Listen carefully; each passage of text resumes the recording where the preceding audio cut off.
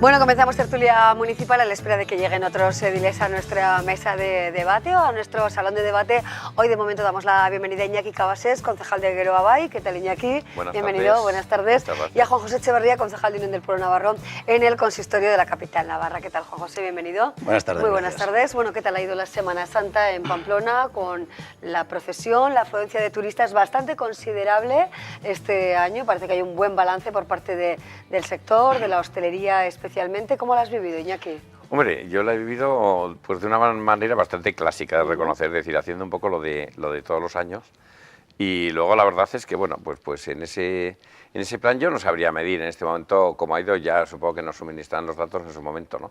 Pero yo creo que, hombre, Pamplona no es una ciudad que se caracterice por tener una gran afluencia con motivo de la Semana Santa, sino que quizá, bueno, pues es ese periodo vacacional el que hace que pase gente, pues que hace quizá circuito más amplio, ¿no? No hay que olvidar tampoco que las casas rurales de Navarra eran las que más ocupación tenían, eso sí es cierto. Y por lo tanto, bueno, pues acercarse a Pamplona, darse una vuelta, yo creo que es algo que, bueno, a los de Pamplona nos encanta, a los pamploneses nos encanta, ¿no? Pero desde luego yo creo que la gente que más o menos ha venido por aquí, pues tiene fácil desplazamiento hacia aquí, hacia la ciudad. Bueno, está claro también, Juan José, que los sanfermines siguen siendo un reclamo, ¿no? Vemos la imagen de los turistas fotografiando el recorrido del encierro, sus anotaciones a lo largo del recorrido. Está claro que mantenemos el tirón, pero esta Semana Santa parece que un poco más, no sé si también por el buen tiempo. ¿Qué balance hace el ayuntamiento? Nosotros hacemos un balance, digamos, cerrado la semana que viene, porque todavía esta semana se considera vacacional para mucha gente, ¿no?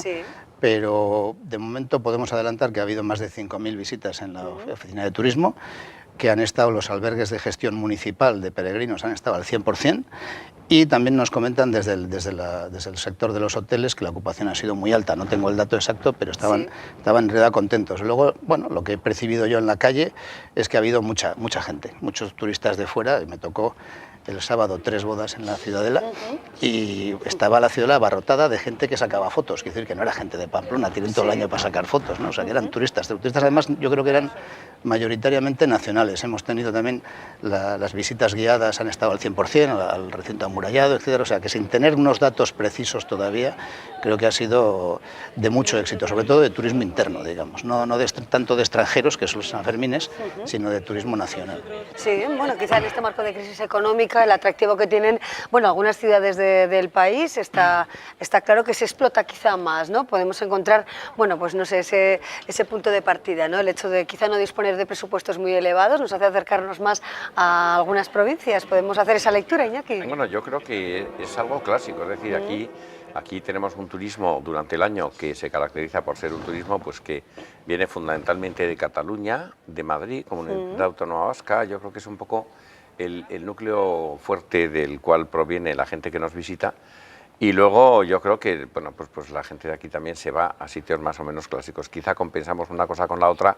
Y luego no hay que olvidar que en lo que es Semana Santa, bueno, pues lo que son los actos procesionales, etcétera y tal, que fundamentalmente se hacen en el casco viejo, pues pasa un poco como San Fermín, es que como todos vamos a los mismos sitios, da la impresión de que hay una enorme abundancia, pero la verdad es que el resto de barrios de Pamplona pues estaba bastante vacío. Y eso miles de personas, ¿no? En la procesión de Pamplona, desde luego. Por eso digo, pero claro, eso se concentra en unas calles que tienen pues la capacidad que tienen de absorber gente, y en cambio, bueno, pues tenía San Juan y Turrama, etcétera, que son barrios pues más populosos desde el punto de vista de la población y que estaban que no llaman tanto la atención, ¿no? Sí, la procesión en Pamplona es más o menos, iba a decir, en un aspecto turístico de consumo local. No es como la Semana Santa zamorana o la de Sevilla, que atrae turismo. La nuestra es más íntima y es de gente de Pamplona. Pero Pamplona atrae turistas, ¿eh? No van a la procesión, porque no es un reclamo precisamente, pero vienen a otras cosas. Se ha convertido, igual por el propio referente del turismo rural, que se queda en las proximidades. Nosotros teníamos datos más o menos aproximados de que gran parte del turismo que recibimos es vasco o catalán. Y luego ya es gente de Valencia y de Madrid, son las 4 comunidades que más turismo aportan. Yo creo que bueno, es un turista que busca, pues no sé, elementos culturales. Yo creo que está teniendo mucha aceptación la muralla, la rehabilitación de la muralla está trayendo mucha gente. la propia Ciudadela o las visitas guiadas a través del Centro de Interpretación del Baluarte de San Bartolomé. Y bueno, yo creo que es por ahí por donde tenemos que explotar también ese patrimonio cultural que tenemos, ¿no? Hay que enseñarlo. Bueno, en principio un balance bastante satisfactorio y sin grandes aristas, ¿no?, el que deja la Semana Santaña aquí. Evidentemente, yo creo que el que no sepa disfrutar de 5 días de vacaciones, pues y con, es buen, que y con buen tiempo. Así es, con buen tiempo, eso es. Bueno, buen tiempo, te meto una cosa, uno de los turistas más o menos, ¿no?, que ya casi se ha convertido en un clásico es el cierzo, ¿eh? No hay que olvidar que nosotros parece que si queremos tener sol tiene que ser a base de que haga ese viento norte que se caracteriza por bajar la temperatura. Desde la ventana parece bueno, pero cuando sales a la calle... Eso, ya te congelas un poco, ¿verdad? Bueno, más cuestiones. Quizá algunos vecinos del casco viejo no estarán tan contentos, ¿no?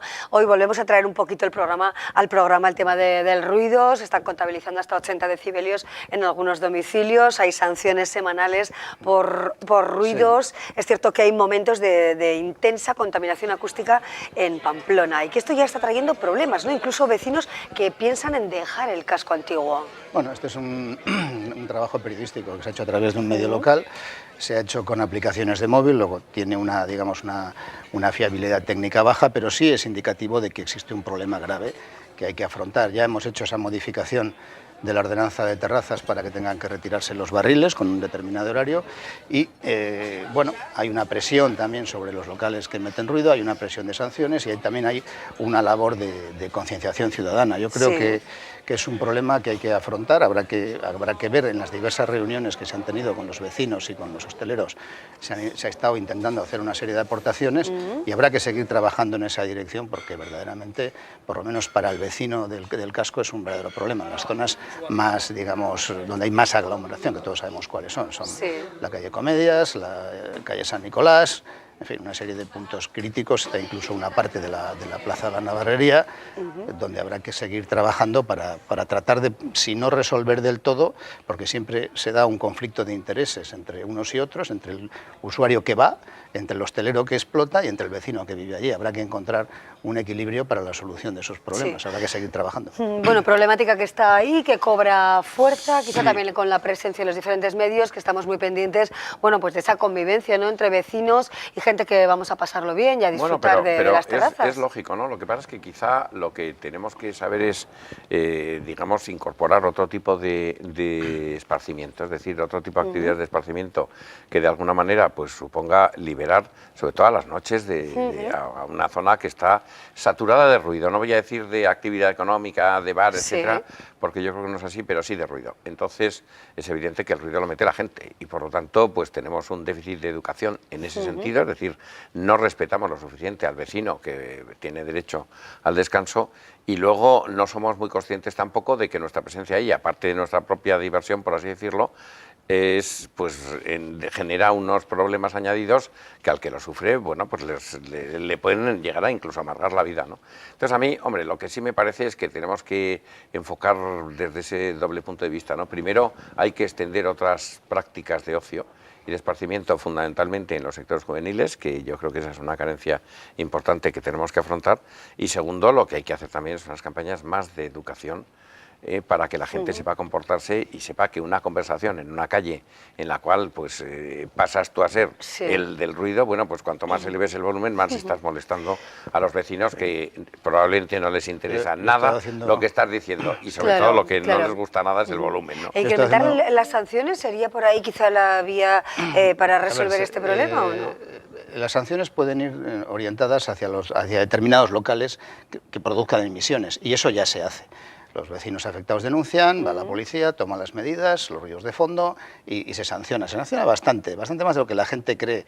Y bueno, lo que pasa es que muchas veces ese efecto inmediato de la sanción no se ve porque la mayoría de los sancionados lo recurren, pasan los 15 días de alegaciones, luego se van al TAN, el TAN da unas sentencias u otras en función de determinadas circunstancias, la gente incluso se va al contencioso, luego para cuando se ve una sanción efectiva sobre un local, pues igual han pasado 6-7 meses. Entonces igual el vecino piensa que no se está actuando y realmente se está actuando. Lo que pasa es que no tiene esa inmediatez.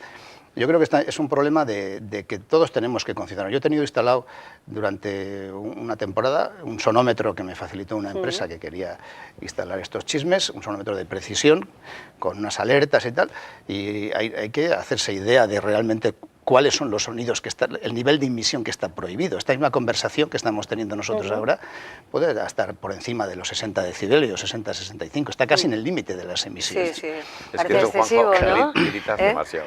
No, en absoluto, si no hablamos alto, efectivamente.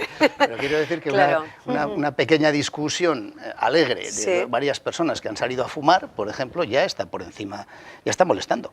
Ya, por Pues tanto, claro, el límite parece bastante bajo, ¿no? El límite es muy bajo, entonces lo que yo creo que tiene que haber una labor de concienciación para que todos sepamos que cuando uno está en la calle, sobre todo a partir de las 10, de las 11 de la noche, pues tiene que hablar bajo, tiene que estar pensando que el que está durmiendo en el primer piso pueda ser un niño de 2 años que es propio. Y diga, claro, que eso es una labor, yo creo que puede claro, trascender al Ayuntamiento de Pamplona, ¿no? Porque tenemos gran costumbre de gritar, concienciación, ¿no? por eso hablamos de las aplicaciones de móviles, para que la gente se las baje y diga, oye, me estoy pasando, ¿no? Ya.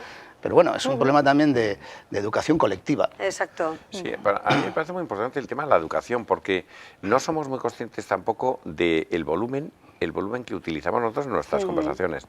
Y yo creo que ahí sí que se puede también actuar un poco más en los locales, sobre todo buscando su colaboración. Yo creo que en general en los locales de ocio hay un volumen altísimo. O sea, yo creo que ahí no sé si se cumplirán las normas o no, que me imagino que sí, pero a mí me parece que se abusa, y aparte de que estemos contribuyendo igual a generar futuras generaciones entre la juventud de sordos, porque evidentemente claro, el volumen es altísimo, claro, la gente sale a la calle para poder hablar. Y claro, habla en función del volumen que acaba de dejar dentro.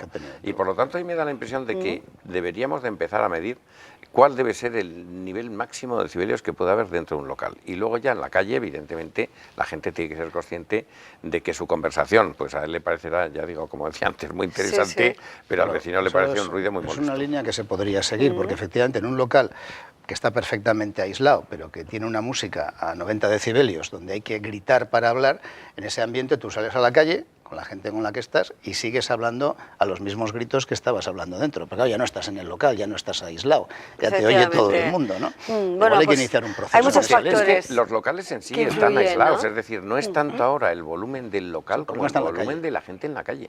Es decir, yo creo que lo que la gente tiene que ser consciente es que ya no, cuando se quejan los vecinos, no se están quejando solamente del volumen que hay dentro de los locales, que normalmente están insonorizados, están bastante medidas eso ya y bastante corregido, ¿no? Sino que es más el volumen de la gente. Hay mucha gente en la calle, sobre todo desde que se estableció la prohibición de fumar, y hay mucha gente que sale a fumar y, claro, mantiene la conversación en la calle, y ese conjunto, esa suma, es lo que hace que en determinadas calles, además, vamos, lo notamos cualquiera que estamos por ahí. Tenemos que ver el resultado de lo que hemos aprobado de la retirada de los barriles, porque quizá eso, al retirar esos hitos alrededor de los cuales se acumula la gente, bueno, podemos esperar a que la calle se disperse más, no sé, hay que ver el resultado de eso primero para poderlo evaluar y seguir tomando medidas, que bueno, todas van a ser muy difíciles. Desde luego, porque lo que no puedes hacer es meter a la policía para disolver una calle, eso no se puede. No, y luego, peor la solución que el problema, ¿no? Que para 15 días que podemos disfrutar de las terrazas, pues tampoco nos vamos a hacer el harakiri y no poderlo hacer, ¿no? La terraza no es el problema, sí, pero es por más eso la acumulación en la calle. Sí, pero las terrazas normalmente están en la calle y cualquiera verá que en las terrazas, en determinadas zonas, pues vamos, no generan ningún tipo de problema, y en cambio en otros sitios sí. Y yo creo que es un poco esa suma de factores las que hay que empezar a analizar y sobre todo a corregir. Claro. Bueno, pues tomamos buena nota y veamos otro problema ahora que nos lleva a la zona de Veloso, y hemos estado allí, hemos querido ver cómo está realmente el aparcamiento en esa zona, porque hay quejas de vecinos por la dificultad que encuentran, ¿no?, para estacionar correctamente sus vehículos. ¿Qué pasa en la zona de Veloso? ¿Cuáles son los puntos negros o los más complicados? Y no sé si se va a tomar alguna medida en ese sentido. Bueno, Veloso tiene varias zonas. Digamos, la zona más antigua, que es una zona que no procede de un proyecto de urbanización, digamos, sino de una inercia urbanizadora muy antigua, en la cual las calles son muy estrechitas y ninguna tiene espacio para aparcar, porque eran caminos de acceso, digamos, a fincas o a huertas que luego han terminado en casas. Hablo de construcciones de los años 30, 40, de aquella época. Entonces ahí, desde luego, son calles de una mayoría de dirección única, son muy poquitas, pero ahí no se puede aparcar. Y hay que comprender que si la calle es estrecha es porque la finca es grande, tendrá que aparcar dentro. Y luego tiene otra fase de urbanización también muy antigua, me refiero que no está hablada, digamos, por el actual plan municipal, sino que es más antigua. Puede ser de los años 80, del anterior plan o del plan del 84, que yo creo que es el que dio origen a esa urbanización, donde eso tampoco estaba muy previsto. Y entonces también tenemos calles muy estrechas con muy poquita zona de aparcamiento. Pero claro, esas zonas no hay zonas de aparcamiento porque las fincas resultantes de aquellas reparcelaciones o de aquellas construcciones tampoco cedieron ese espacio. Y eso es una cosa que físicamente hoy no tiene solución. Y sin embargo, la nueva zona, la que digamos da a sus vistas a la zona de Ripagaina, esa sí que tiene ya los estándares actuales de aparcamiento y no tiene problemas. ¿Y la otra qué remedio tiene? Pues tiene muy poco. Es decir, habría que pensar si todos los propietarios, por ejemplo, de esa zona quisieran, como han hecho otros propietarios de Iturrama, de San Juan o de otras zonas de la ciudad, hacer un aparcamiento mancomunado de concesión y dijeron, oye, al ayuntamiento vamos a hacer un proyecto, vamos a hacer aquí una excavación y vamos a meter nuestros coches, porque desde luego en la superficie es físicamente imposible. Imposible. No hay ¿Y la implantación de la zona azul en la zona? Lo que pasa es que eso no resolvería el problema, porque fundamentalmente son vecinos, ¿no? Hombre, hay una parte que es la de los dos hospitales ahí presentes, el hospital de San Juan de Dios y la clínica de San Miguel, que evidentemente generan un tráfico pues muy superior al de los propios vecinos. Tienen su parking, pero probablemente sea insuficiente. Y es decir, yo creo que, por ejemplo, el de San Juan de Dios, el de San Juan de Dios es pequeño, entonces lógicamente pues aparca donde puede, ¿no? Y son zonas que están francamente saturadas. Pero la verdad es que es un problema difícil y yo creo que ahí habrá que buscar una solución en la cual los vecinos tienen que ser los protagonistas. Es decir, vamos a lanzar ese parking, un parking que nos alivia a nosotros y que nos solvente el problema, porque además normalmente, hombre, en esas fincas hay más de un coche por vivienda y desde luego nadie se preocupó en su día cuando se hicieron de que eso pudiese hacerse en la calle, o sea, aparcar en la calle, sino que el que tenía garaje interno pues lo aparcaba allí y si tienes 2 o 3 o incluso 4 coches, pues el resto lo tienes que dejar fuera. Claro. Algunos puntos parecen más complicados, ¿no? La Plaza Ripa, la carretera que va hacia Sarriguren. Sí, yo creo que los puntos más antiguos, digamos. Claro. Luego hay otros que han generado esa afluencia de tráfico, pero es que es físicamente no hay donde ubicar, porque todo el espacio libre que puedas ver ahí pertenece a parcelas privadas de gente que igual no lo ha construido, pero que lo construirá. Es decir, que tampoco puedes intervenir más que por el procedimiento de la expropiación, que en este caso sería una expropiación muy, muy cara, ¿no? Es decir, para dejar unos coches en la superficie de propiedad que no tiene sentido. Yo creo que ahí sí que el ayuntamiento, como se ha visto siempre receptivo, es a cualquier iniciativa de parking de concesión, si hay propietarios suficientes para afrontar esa obra, ¿no? Que claro, tiene unos costos bastante elevados, ¿no? Bueno, veremos a ver qué sucede, ¿no? Y también preguntaremos a los ciudadanos si están dispuestos, ¿no?, a poner en marcha un proyecto de esas características en esta zona de la ciudad, en la que hay algunos problemas para aparcar, no sé si un máximo problema, ¿no? Esta mañana hemos estado ahí, nuestros compañeros lo han podido grabar y también encontraban bastantes espacios libres, otras plazas más estrechas, bueno, pues hay un poquito de todo, ¿no?, del punto en el que nos encontremos. Nos quedamos así con estos temas analizados hoy por 2 de los ediles del consistorio pamplonés. Finalmente nos han podido incorporar a nuestra mesa de debate, a nuestra reunión, los concejales de Bildu, en este caso, y del Partido Socialista. Así que muchísimas gracias, Juan José Echeverría, y gracias también a Iñaki Cabasés por hacer este cuadro de la ciudad, esta radiografía, sin demasiadas disensiones hoy, por cierto, bueno, yo creo que con la calma de las vacaciones son de Semana análisis Santa, que son ¿no? asépticos, es decir, no son análisis de pamploneses, entonces, lógicamente, pues estás defendiendo tu ciudad. Eso es, bueno, pues con la mirada de 2 personas que conocen bien los entresijos de la capital navarra. Gracias a los 2, muchas gracias. Y nosotros seguimos con otras cuestiones del día aquí en nuestro programa en Me Importa Esto.